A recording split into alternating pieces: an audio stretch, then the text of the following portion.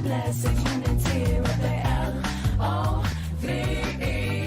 Love is the solution, so set your love free with the L-O-V-E. Further evolution and blessed unity.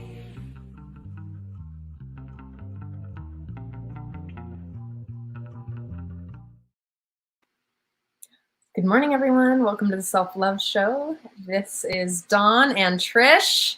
You know, every morning you can find us on Spotify and YouTube, and we'll send the links in. And I am so excited to share my beautiful co-hosts' work today. So you all are so lucky. Sometimes, you know, sometimes you get the juice of us. And today I'm going to read Dawn's amazing bio. As founder and CEO of Spark Your Inner Gold LLC, self-love coach Dawn Lightamora has always maintained the belief that all healing takes place on a holistic level. This philosophy was something that came to Dawn innately. As a successful theta healing therapist since 2005, Dawn knew that she was on the right path and wanted to complete her studies so that she could help others dealing with many of today's issues. With that intention in her heart, she went on to attend California Coast University in Santa Ana and earned a bachelor's degree in psychology. Dawn then attended a master's program in spiritual psychology at the University of Santa Monica. For additional studies, Dawn is also a certified Mastery Institute coach. Her life's work involves coaching, workshops, retreats, and is an ordained minister at the Universal Life Church, officiating weddings in Sonoma County. And she's like super fun, so you should really reach out. Dawn is happily married to her soulmate of 20 years. And they have a son, a dog, and 2 cats? 3 cats. Well, yeah. And reside in Santa Rosa. Yeah. And Dawn enjoys yoga, writing, hiking, and spending time with her family, and sometimes one of her best friends. Yes. So let's talk a little bit about, I can read, I do want to read the piece of the show. Is that, oh gosh, sorry. There is a point. Oh gosh. Only those who choose to take dominion over the story that dominates their lives, who choose the power to retell it, rethink it, deconstruct it, joke about it, and change it as times change, are truly empowered to take dominion in their lives. Those who choose to not take dominion over their story are powerless because they're held hostage by it. Ron Hulnick.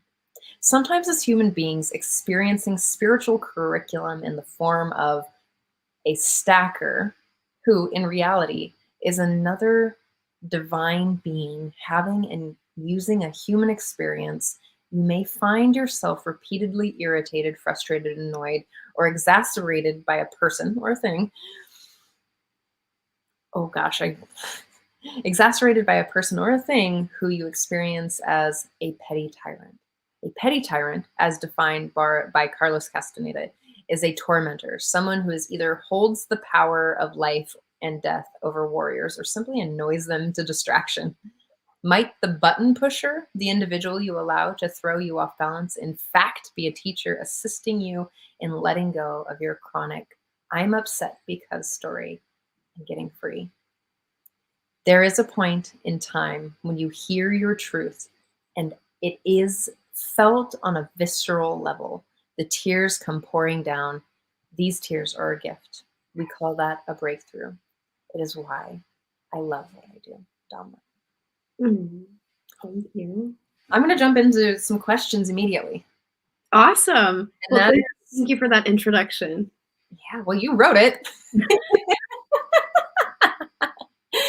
That is the nature of the story today, or of the show. And so the questions, I'd love to define a couple things for people listening. So I'm going to just pour them out. So let's talk about the how we use the term story, what that means. Let's also talk about stacker. Yeah. like, let's define these terms, and then let's also talk about, where did I find it? Where did I saw it, and I was like, oh yeah. Um, Well, in USM speak, we refer to the language of stacker as, have you ever had that experience in your life that where you feel that when it rains, it pours? It's like one thing after another, like, and it's creating a sense of pressure. Well, that's consciousness, God, source, spirit, whatever you want to call it, bringing in an opportunity for your soul to have a breakthrough, but it can feel wildly uncomfortable. And so we actually like to call them stackers. So that's what we reference as stacker. It's like, oh man, I feel the stacking happening. And when you're having one of those moments because you're in a portal of a breakthrough. It's going to be a breakdown and then a breakthrough. But that stacker is an opportunity it's creating pressure in your consciousness to let go of the limiting misidentifications, the limiting construct, because we're speaking about spiritual context, right? And so it's letting go of the limiting constructs that were most informed in your informative way younger years. And it has to do with the misinterpretations that were formed in your consciousness by the things you witnessed from your parents, teachers, societal experiences. And there were imprints that took place and really deep things that were ingrained or imprinted at that time, such as I'm unworthy of love, or I'm just using this as an example, or I'm unaccepted by life. Or like me, mine was I'm rejected. My love is rejected. Like I had that at a core level from my father's curriculum, our experience together as my young self. And I had to like peel back that stuff. So my dad was a stacker for me, was the petty tyrant in my life, for many, many years.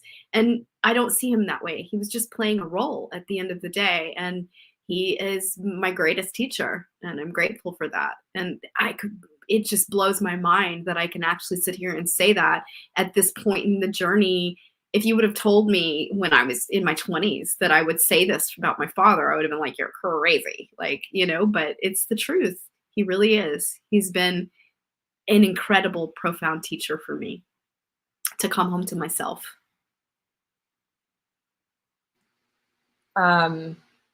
and for another way to understand a stacker, for me is like, I call it moving parts. So I'll give you an example today. There was a lot of moving parts in my morning and in the rest of my day. So those are like stacking stressors or stacking, stacking stressors. So it could be a person, it could be an event, it could be something really positive even. It could be something that you're really excited about that's kind of dysregulating your nervous system. It is like, if I'm already having some aspects of dysregulation or stress based on some previous life things, maybe you've gone through trauma, or maybe you're currently in relational challenge, or like there's something, or maybe work, or you're going through some deeper healing moments. That's kind of one stacker. And then let's say your kid gets sick, or the cat needs to go to the vet, or who knows, and that's another stacker. And like people are asking for things from you, and stack, right? So those are all pieces of creating internal pressure in a way. Right. So those are stackers. Let's talk a little bit about what story means. Yes. Okay. So story is the ego's limited misidentifications, perceptions, constructs that have built in your psyche and that you most likely are not aware of. And that's the whole point, is the stackers, the pressure is getting you to awaken to the deeper misidentifications held within the experience, because you'll have a running storyline of, well, I'm not worthy of that deep relationship. Like they have it, but I can never have it. Right. And that could be a intergenerational thing. Like maybe you come from a line of, single mothers. And so you've watched like the single mother in your own life, never partner well, and the grandmother and the great grandmother. It could be an intergenerational pattern, right? And so then the daughter of that lineage, this is just an example, could end up being, with a deep construct inside that's a storyline really that isn't her true truth, not really the authentic self, but it's ingrained in there. And there's a lot of misidentifications that are actually collections of belief systems that are passed on in the DNA. And so it can be that's what an intergenerational pattern is. And so it's really important to investigate, like that's what coaching, the heart of coaching is really deep dive into the what's underneath it, what's around it. Let's peel back the layers of all this so that we can really unearth the truth, the light, the gem, the gold, and let go of the storyline altogether, dissolve it. So it's not even a limiting construct in your mind and creating an attractor field. Because the storyline, the ego loves to sink its teeth into it, and it becomes it's an energetic attractor field, attracting to you the very things you do not want to happen, like the wrong types of relationships, the bad work experiences, the heart-wrenching relationship with family members. I mean, the list goes on and on. It can show up in every area of your life. It's a subtle feeling of like this out of sync or out of rhythm, or I'm just not getting what I truly know I deserve and want in certain places in your life. And that is where a pattern exists, and simultaneously a story will be there partnering with it to create the whole scenario. So just, I love this. So the ideas that we've created based on our either attachment style, the way that society has imprinted on us, the way that our familial system or maybe our local community, like these ideals and beliefs are places which is part of the story. So you've heard me talk about a lot of different things, but one is like the way that women are socialized or men are socialized to be men or be women. Like, as a woman, I was taught to be quiet, to be subservient. I mean, it didn't exactly look like that language, but I was supposed to be pretty and soft and appease. And those are part of the story that I constantly look at, right? Also, stories can happen from deep traumas, like around, well, you said relationships. So a story around how, like I created a story as a child around how men show up for me. Mm-hmm. And the crazy part about the story, or the most amazing part about the story, is that my subconscious will literally, I'm going to use this term in quotes, with like air quotes, meaning like force, my story will almost force, quote unquote, people to behave in the way to play into that story, a very young story, right? So it could be anything. It's enrolling them into that conversation. Yes, it is enrolling them because, and a lot of people are really unaware of their story. And story looks like a lot of drama. One of the joke classes that I've often wanted to teach, Dawn, and maybe we talked about it, is getting to the point. and sometimes when sometimes when I go to large retreats or groups, that people want to tell the drama of the story. People want to tell the victim perpetrator place, and these are parts of the story, right? Mm-hmm. Yeah, and that's what we're working to excavate, is the victim mentality, because we're never a victim. Yes. So if we take a step out of the drama, which would be like all the he said, she said, I'm righteous, I'm righteous in my anger, my frustration, or whatever, like all of that is the victim story. And if it's anything that's a positionality where you're having a hard stance of like, I'm right, you're wrong, that's all, in the land of the ego. Yes. So in that sense, it's like when people are talking about these large stories, like this is one of my pet peeves, I'll just say, when you're at a retreat and they're like, we have time for just a few shares. We have time for like 3 or 4 shares. And one person will want their story heard, their story, and they'll go into the he said, she said, she said, whatever, the drama, the victim triangle game. And they'll take up the entire space Mhm. of time for their story without ever getting to the point, The matter. which is what's up for them right now, how it makes them feel, and like kind of where it started. What's the learning? Well, I mean, sometimes people can't even see that. That's part of the share. Is that like embodied what's happening right now, what happened back then, what the belief is, you know? Mhm. And that's what we mean when we're talking about the story. The story is, well, he did this to me, or she did this to me, or she What doesn't love me, or he, I can't believe he pooped on the floor. what Like, you make it mean about you deeply inside yourself. What did you identify with? yes, Truly, the core misidentification. right. So and if it so sometimes when some people meet the story, when they're like, oh my gosh, I created. I'm not, again, I just want to like put this in. It's not a bypass piece. It's just really paying attention to where your mind goes automatically. I've had a lot of trauma in my life, like a lot, like some things that I can't really say on air right now because we are being run on KPFC and radio stations and on all these new platforms. So there's things that I can't actually say here, but I've gone through a lot of trauma, and I think Dawn has as well. There's a lot of big things in my brain, which is now wired toward a traumatic response system, which means that I'm running a lot of cortisol and adrenaline that I literally actively every day have to check where my mind automatically goes. Mhm.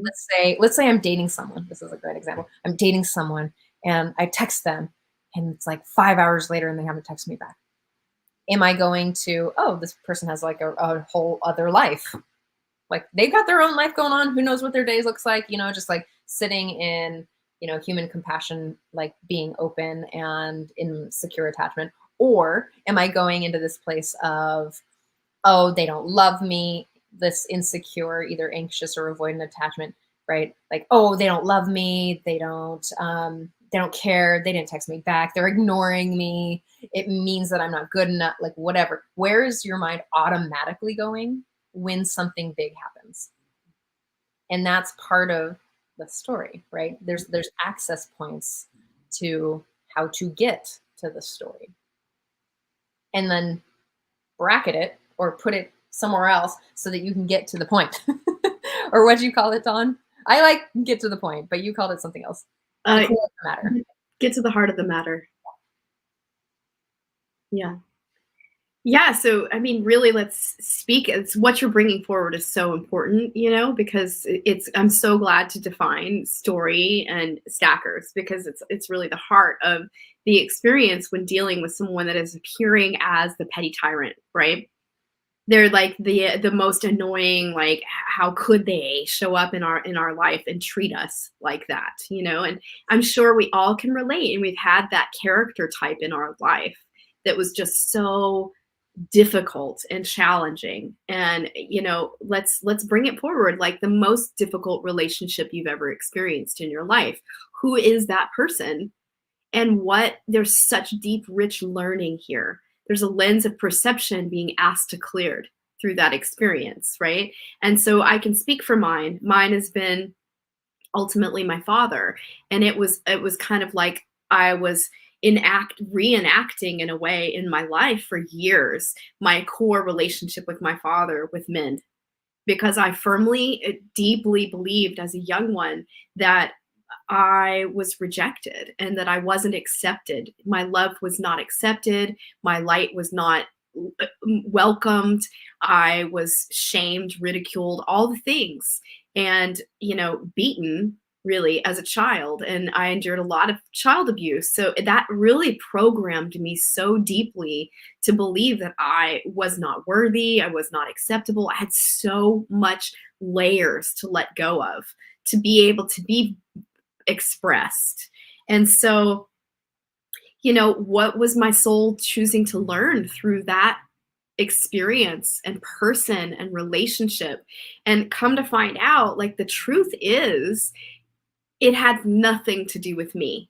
His core reflection of himself was what he was seeing. He was seeing himself in me and not accepting himself. And that is the aha awakening that came to me after years of peeling the onion back and years and years and years. It was like, I don't have to take it on as my own. I am not responsible for his spiritual curriculum or learning. I'm only responsible for mine.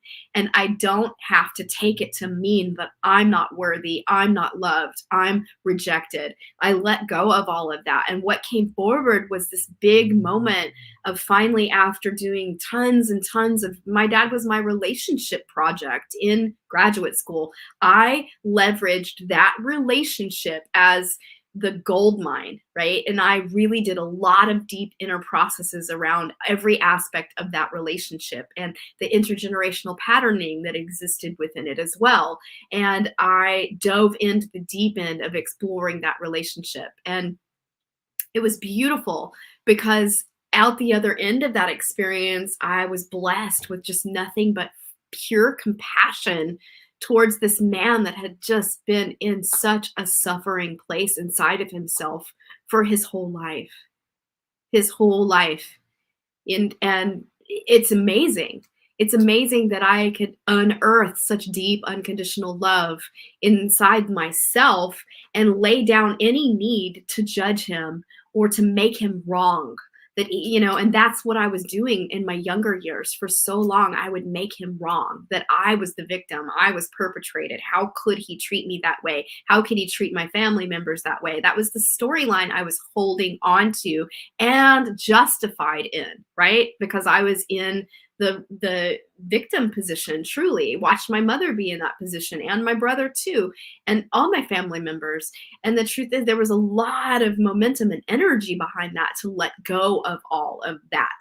And it took a lot of deep work and a lot of processing the anger and a lot of getting into the feelings and a lot of really, you know, because you have to process the unresolved material to ultimately let it go. It is not a in the mind process. It is in the heart.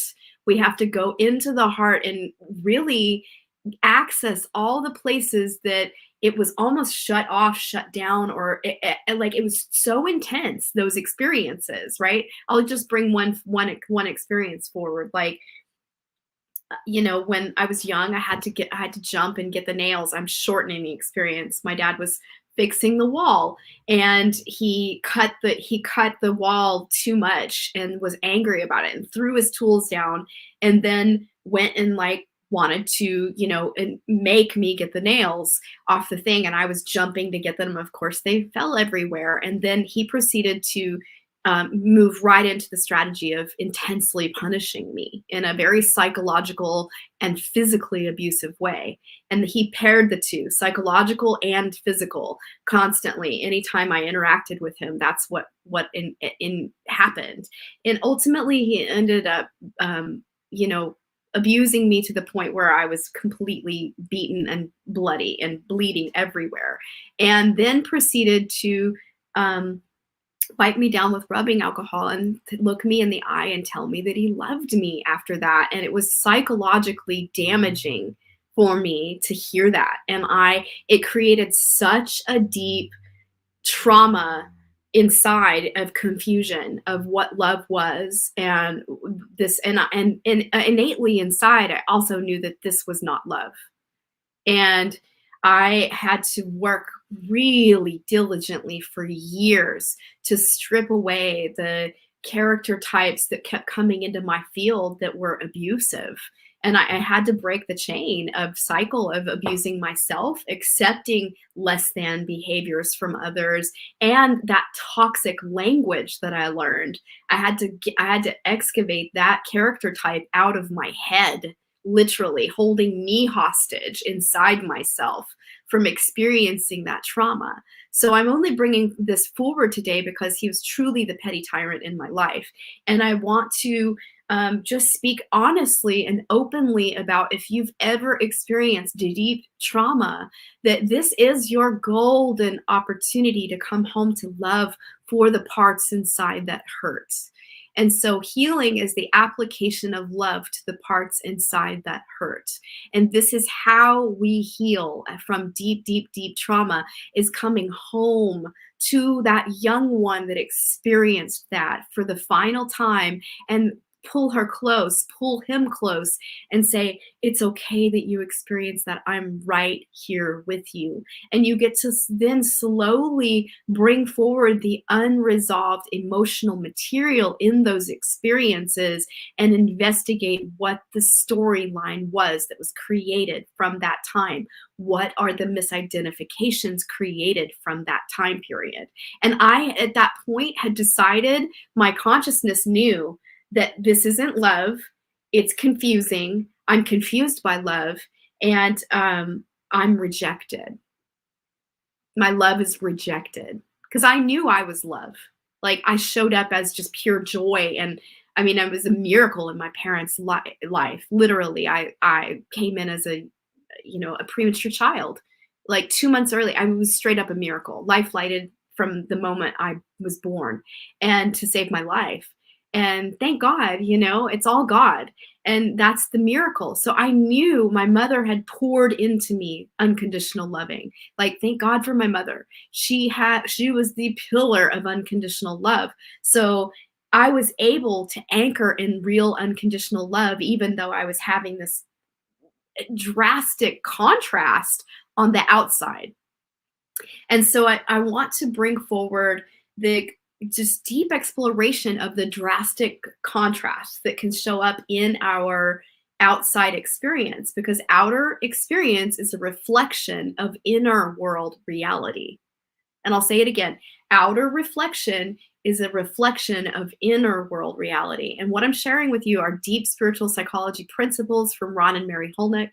And thank Goddess for them and their teachings, because it has helped me unearth these things. It was like a locked construct inside of me, like a pattern that I could not, no matter how much shaking or clearing or prayer or book reading or workshops or you name it, I tried everything under the sun.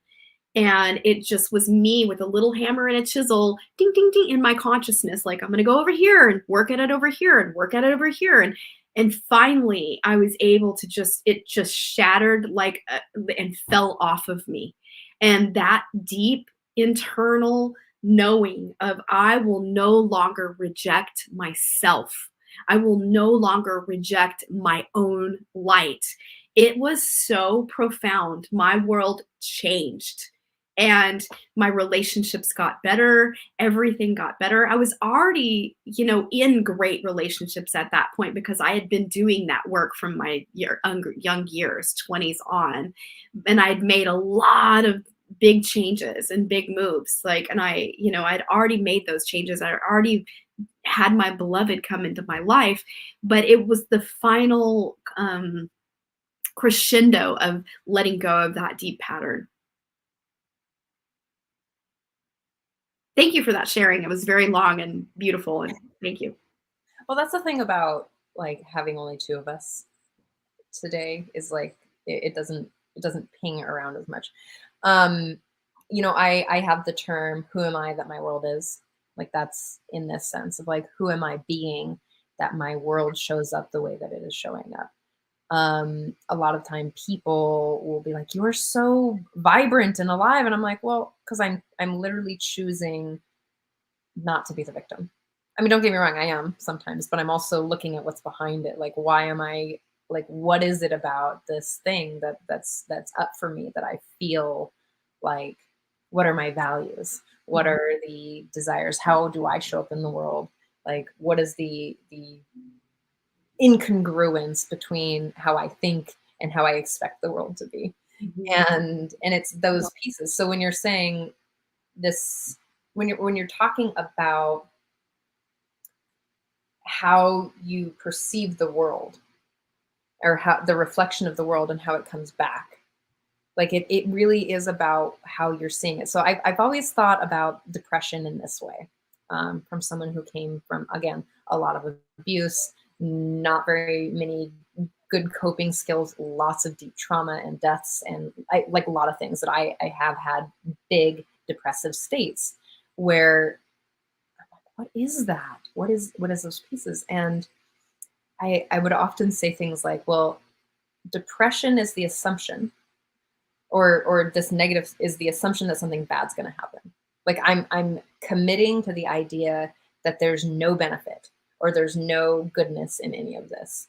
And I was most depressed with one of my previous partners because they were really also committed to not celebrating the mundane pieces of life. Like, I'm not going to celebrate mundane life. And I was like, so sometimes, like even now, when I feel really like sad and heavy, I'm like, okay, I know that I'm here in my brain, and my story is running about whatever negative stuff it is.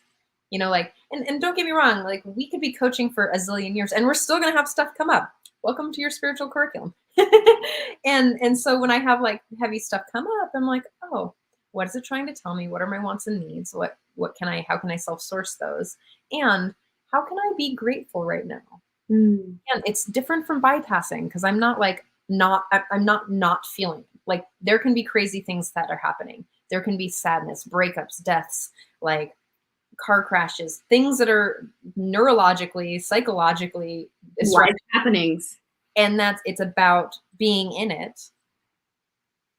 And it's about choosing and committing to feeling it, being part of it, like actually living that life. And I'm not attaching and hooking myself into that being something about me. Like, what does that mean about me? Well, just because someone doesn't love me the way that I want to be loved doesn't mean that it's about me. Doesn't mean that you're unlovable. Just because the client that I thought we were going to be really great didn't sign up, it doesn't mean anything about me. Just because, like, there's these things. And so then when I sit back and I'm like, I feel the sadness and let myself emote, and I be in that moment and fully honor it with my feelings and my frustrations, or, like expressing it out. Mm-hmm. And then saying like, okay, what else is going on in my life? I've got great friends and family. I have, built amazing tools and skills. I have been incredibly resourceful, both emotionally and physically, for my whole life. Like, from growing up in a trailer park in Montana to finding myself able to travel is kind of a big, like, whoa, there's like, wow, I can't believe I have the opportunity to travel with my cat, because that's what I've committed to. Oh my God, I can't believe that I have such sweet friends who are willing to let me be anxious and be like, okay, you're anxious. How can we help you? Like, it's like, wow, can I be grateful for this moment, this day, and choose that while choosing to be in the feeling. I don't have to attach to it for days and days and days, unless it's something that I need to do and process. And I don't need to do it alone. Don't have to do it alone. And that's what the whole show is about, is really to give you permission to never have to do it alone. One thing. So my dad used to tell me this thing when I was little, because I tell these wild, when I was little, okay, you all know this, but I have ADHD. So that means that I have big hummingbird energy. And the way that I would tell stories as a child, I would tell this grand story with all the details, and there'd be no end. It would just be something exciting. And he was like, oh, good story, Vern. And sometimes when I know that I'm telling a story, I'll say it to myself. Or, I'll say it to Dawn because she knows the story, but I'll be like, nice story, Vern. I think it comes from like some sort of silly comedy that my dad watched. But I love it because it's disarming. And it's also this like, yeah, story. Do you want to tell big fish stories or what? There you go. Well, are we ready to get into the process? Uh-huh. I want to for us a beautiful moment. So I'll read this again. Sometimes, as human beings, experiencing spiritual curriculum in the form of a stacker, who in reality is another divine being having a human and using a human experience, you may find yourself repeatedly irritated, frustrated, annoyed, or exasperated by this person and that you experience as a petty tyrant. Someone who either holds the power, they are someone who either holds the power of death over warriors or simply annoys them to distraction, is how Carlos Castaneda describes the petty tyrant. So, might the button pusher, the individual you allow to throw you off balance, in fact be a teacher assisting you in letting go of your chronic "I'm upset because" story? So this is the opportunity here today, is to really excavate the "I'm upset because" story through the person you perceive as the petty tyrant. All right. So viewed from the inside of the spiritual context, they are serving you by repeatedly activating thoughts and emotions that might not otherwise be surfaced. So your stacker becomes motivation for releasing the pattern, transcending the story, and residing in the freedom of mastery in the authentic self. So I just encourage you right now to just go ahead and center yourself in your loving. Attune inside to your golden, beautiful, already open heart, and invite in and attune to your inner counselor inside. Invoke your inner counselor.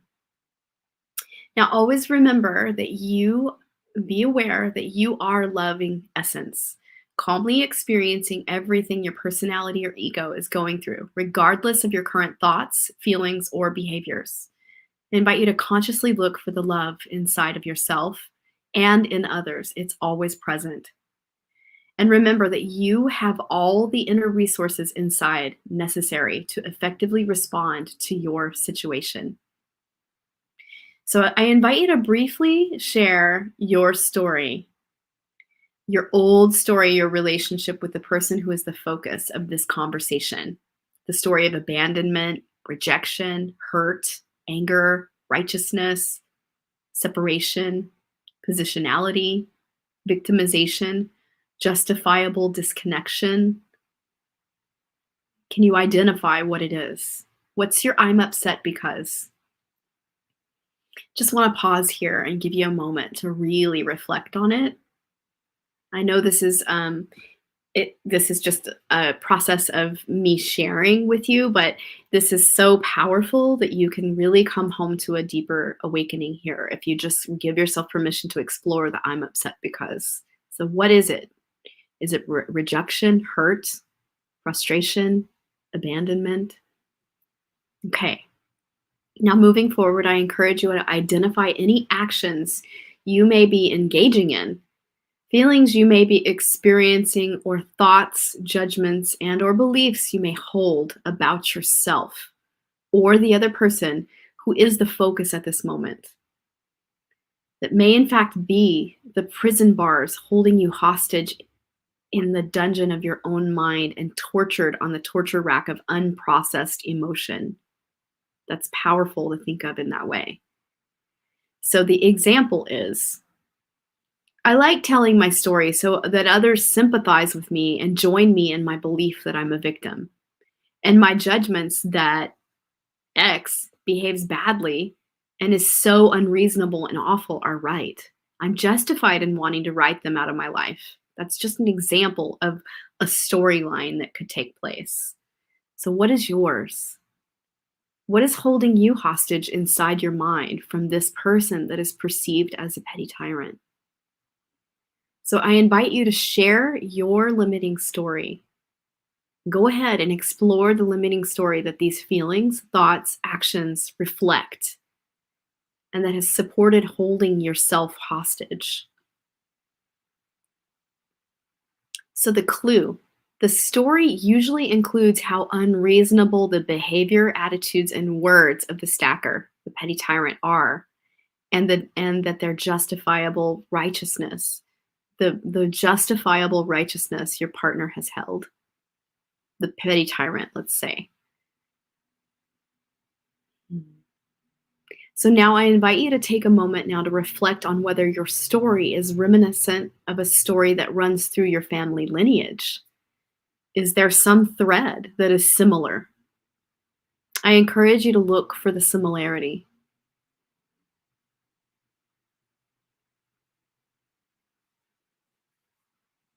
All right, so now we're going to move into actually doing some healing. I invite you to open your heart and take a deep centering breath in of the living, loving light. And this light brings a blessing of softening. And from the sweetness of your already open heart, ask and receive Spirit's guidance and assistance in releasing, clearing, and transcending your limiting belief and story, including those that have been part of your family lineage, as well as your psychogenetics, mental and emotional DNA, aka spiritual curriculum. Ask for the light of the Holy Spirit to flood all levels of your consciousness, cleansing, clearing, and lifting any karma, negativity, misunderstanding, misinterpretation of reality that has bound you to a false narrative or a familial psychogenetic. So, in service to intergenerational healing, let's move into compassionate self-forgiveness for any judgments and limiting beliefs or intergenerational patterning, story, or for buying into any deeper underlying misinterpretation of reality that has contributed to this story you've excavated. So I'm going to say it out loud. I forgive myself for buying into the misidentification of I'm rejected, that my love is rejected. I'm just going to use me as an example from my father. I forgive myself for buying into the misidentification that I am unlovable. I forgive myself for buying into the misidentification of fill in the blank. I forgive myself for buying into the misidentification that love is not received by a man or a woman. I forgive myself for believing my love will never be received. I forgive myself wholeheartedly for buying into the belief that a man could never love me. I forgive myself for buying into the misidentification that I'm unworthy of love. I forgive myself for buying into the misidentification and judgment of blank. How are you judging the other person? I forgive myself for judging the other person as blank. I forgive the judgment of blank. I forgive myself for having a story of abandonment or rejection, whatever the pattern is.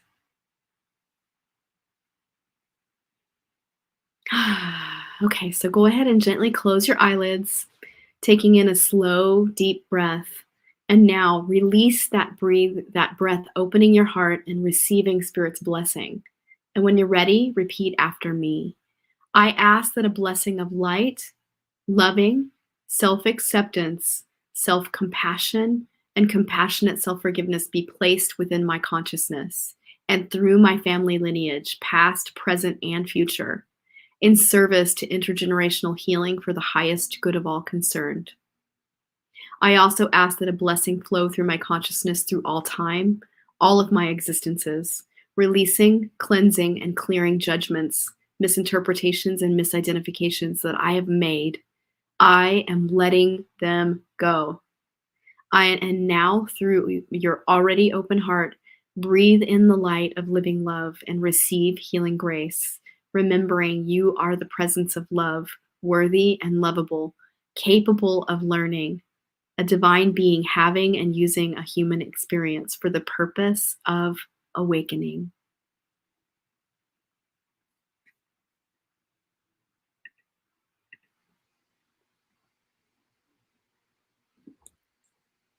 Hmm. The letting in of the love and the opportunity to, I'm going to call it take responsibility. Absolutely. Foundational. It's foundational in letting go of the story, taking responsibility. For my reality. Yep. Taking responsibility is foundational in letting go of limiting stories, misidentifications.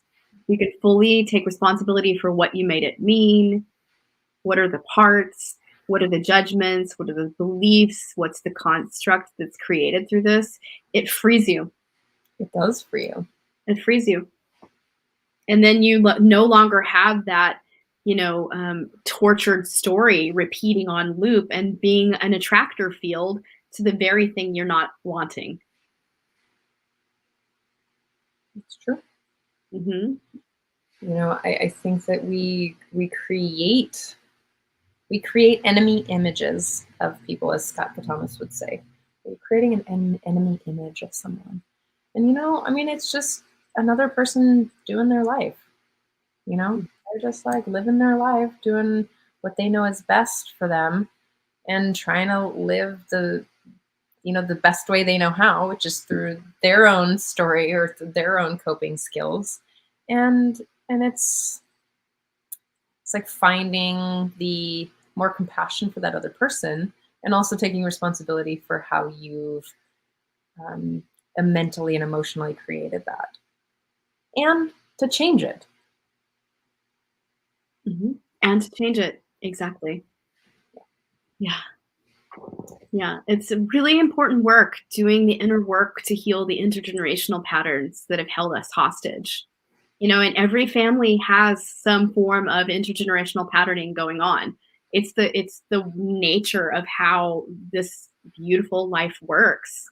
So we all have family dynamics that we're born into, and beautiful experiences and beautiful families, but there can be deep storylines to excavate an intergenerational patterning.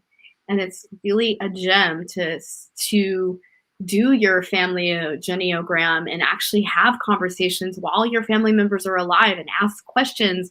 Did you ever feel this way? Did you ever experience this type of pattern? And start to do that inner work. If your grandparents are alive, please lean into them and ask them questions about their life and their deeper curriculum and what they experienced. They would be so happy to learn from you and hear your experience. And it could be an opportunity to excavate the stuff for good, because you're clearing it for yourself, your family, your whole history.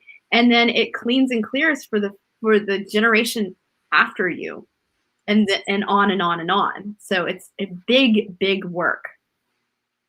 It's true. That is the truth. Yes. Would you like to share a little bit more? About the intergenerational patterning? Or about anything that you want to share. Awesome.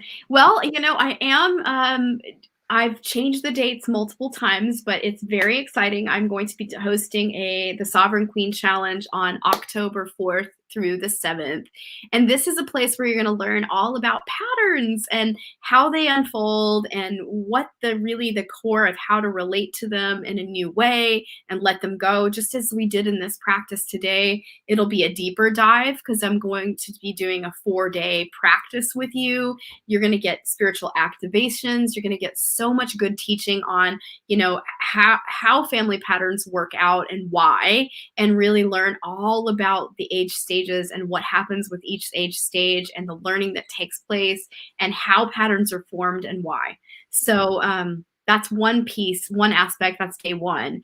And there's going to be gems just throughout the whole 4 days. It's a great experience. We would love to have you. If you are a beautiful woman that has been in a long-term relationship or just long-standing relationships, right, where you really cherish good relationships, but find yourself in struggling with similar patterning, and you just don't know how to break through that place of like, gosh, this is so familiar. This has happened in this relationship and that one before that. And it's just this thing that you're up against that you don't know how to transcend it. Well, this is the perfect opportunity for you, Please come dive in, be with us. It's free. It's an amazing opportunity to really hold yourself in a new light and learn how to work with your personal curriculum, no matter what it is. And even if you're a single woman and wanting to have relationship in your life, this works for any pattern and any process. So please come join us. It's the Sovereign Queen activation. It's 4 days. It's October 4th through the 7th. And love to have you. It's so exciting. I've typed in your email address, or not your email address. I've typed in the link.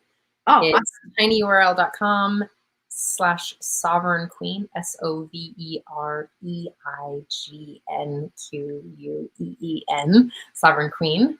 And you can find her there. And then, I don't know, I think you also might want to like check out Dawn's new website if you want. You know, it's really lovely. And you can probably just look up Dawn Light Amora and find her, because I don't want to spell it out for you. Sorry.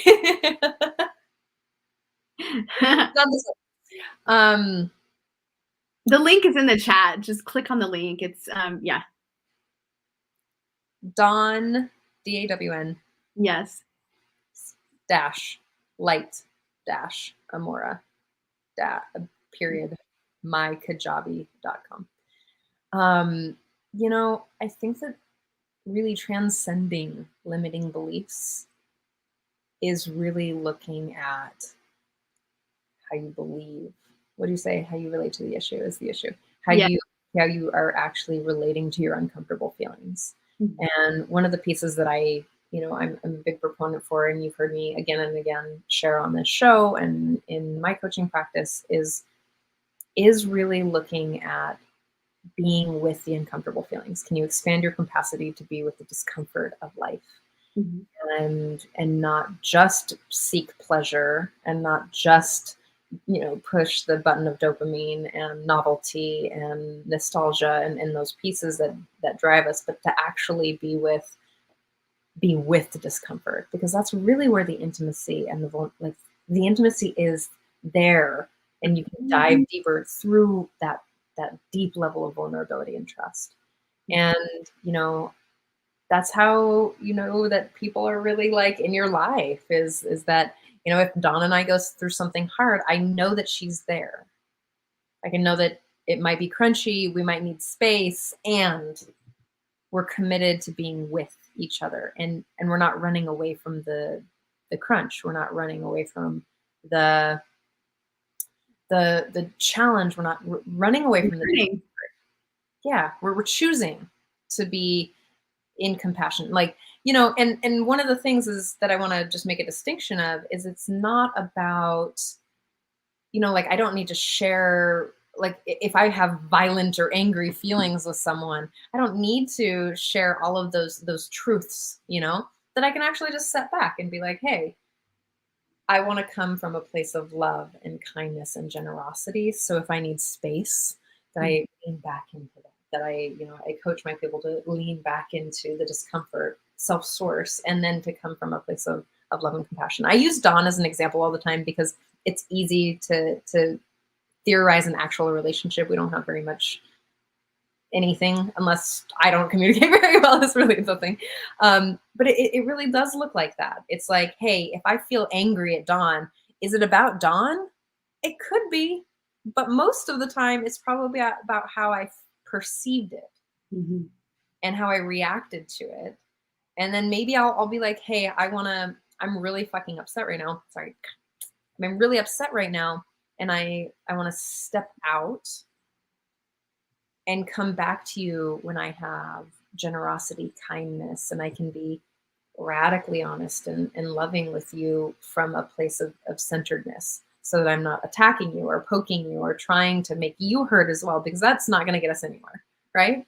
Mm-hmm. So transcending limiting the beliefs is really looking at the responsibility that you have in creating your own drama or creating your own upset or creating your own pain by just wanting to disconnect and disassociate from the uncomfortable feelings.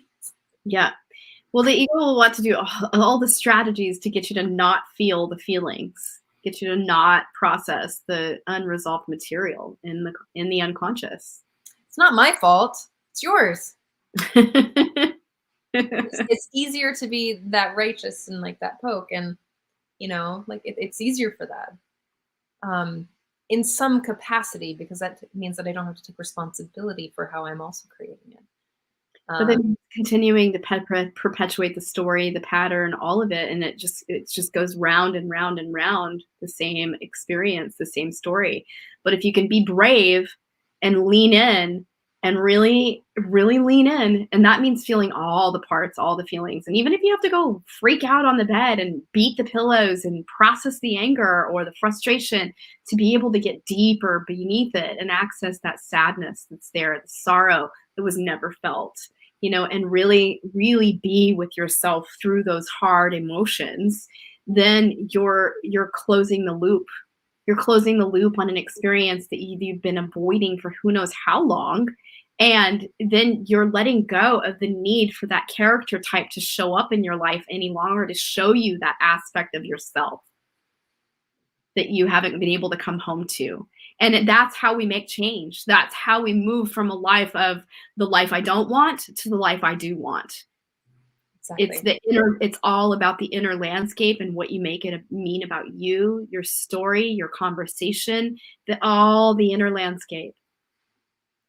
My coach recently was talking to me about, I've been doing a lot of deep study around where the social beauty standard started, and how it evolved, and how it has evolved, and the social and personal impacts on, well, everyone I know, and everyone I don't know. And one of the things, like, because I can get really feisty and fierce about it, and she said to me, it's not a verbatim, but she said something around how that is a disintegration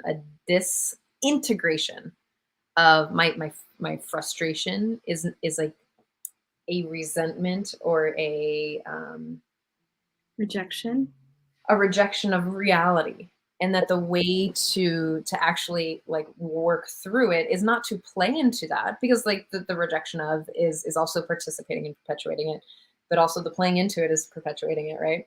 And it's about like the acceptance of what is real. Like, this is on a collective level, this is the reality that we've all chosen.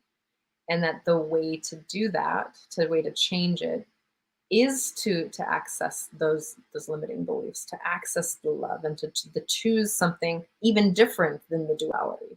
Is to choose, how did you say it just now? Choose to take responsibility. Well, choose to take responsibility. So if I'm crash dieting, then I'm still perpetuating the beauty standard.